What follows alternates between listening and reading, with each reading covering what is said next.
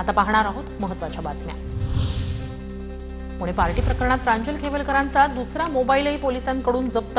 Pune party प्रकरणी प्रांजल केवलकरांसह 6 आरोपींचे mobile आणि लॅपटॉप जप्त, तर पार्टी झालेल्या हॉटेलमधील सीसीटीव्ही आणि डीव्हीआर पोलिसांनी ताब्यात घेतला।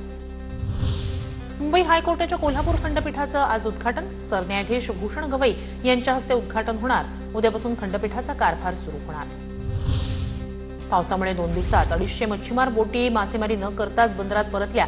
मच्छीमारांचं मोठ्या प्रमाणात नुकसान। टप्प्याटप्प्यानं खोल समुद्रात मासेमारी करणाऱ्या शेकडो बोटी विविध बंदरांमधून मासेमारीसाठी झाल्या होत्या रवाना।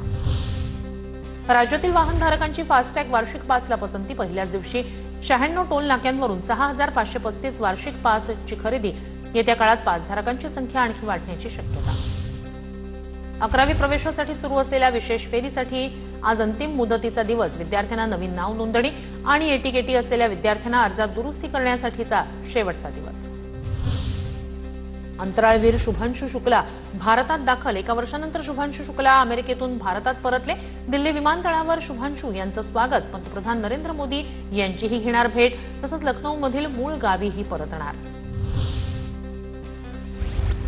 स्मार्ट मीटर ग्राहकांच्या हिताचं ऊर्जा विभागाचं मुंबई उच्च न्यायालयाच्या नागपूर खंडपीठात प्रतिज्ञापत्र। ग्राहकांनी मागणी केल्यास भविष्यात स्मार्ट मीटरमध्ये प्रीपेड सुविधा सुरू करू, असंही केलं स्पष्ट। मुंबईत मध्यरात्री 12:30 वाजेपर्यंत 210 गोविंदा जखमी झाल्याची माहिती। 68 गोविंदांवर उपचार सुरू, तर 142 जणांना उपचारानंतर देण्यात आला डिस्चार्ज। चिंचपोकळीचा चिंतामणी गणपतीचा आज आगमन सोहळा। सकाळी 11 वाजता परळमधून आगमन मिरवणूक निघणार।